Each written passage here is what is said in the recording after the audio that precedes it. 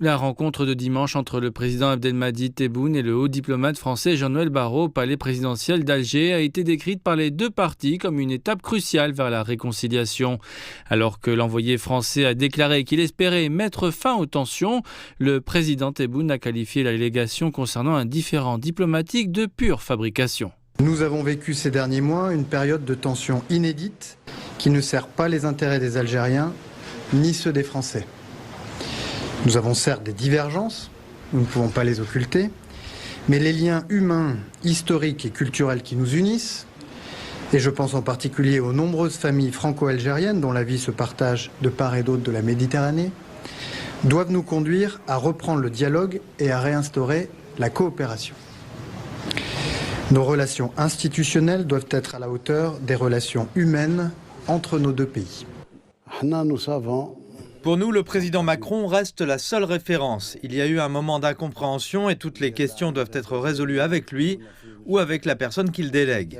Le différend actuel a été entièrement monté de toutes pièces, mais il est désormais entre de bonnes mains.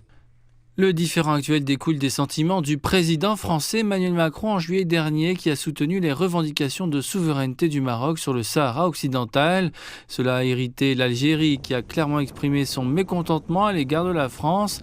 Les tensions entre les deux pays se sont depuis lors intensifiées. Ces derniers jours, l'Algérie a annoncé l'expulsion de diplomates français du pays après que la France a inculpé 3 Algériens dont un fonctionnaire consulaire. Ils sont soupçonnés d'être impliqués dans l'enlèvement d'un critique du gouvernement algérien en avril de l'année dernière. Ce dernier a obtenu l'asile en France en 2023.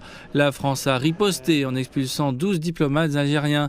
Alors que les officiels de haut niveau se sont rencontrés pour se rassurer, les analystes ont averti que la cause profonde des tensions, qui remontent à la période coloniale, devait être abordée. Ce qui se passe entre l'Algérie et la France n'est ni accidentel ni passager.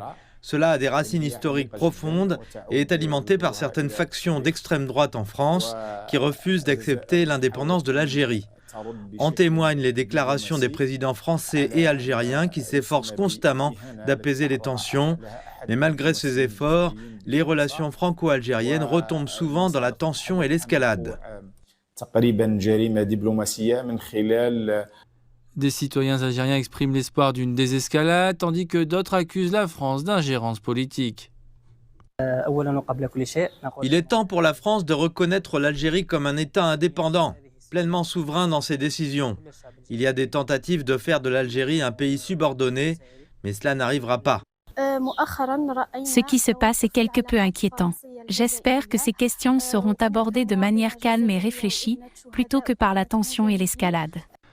Alors que les efforts de haut niveau pour établir la stabilité se poursuivent, les hauts responsables des gouvernements algériens et français affirment que la question est désormais entre de bonnes mains.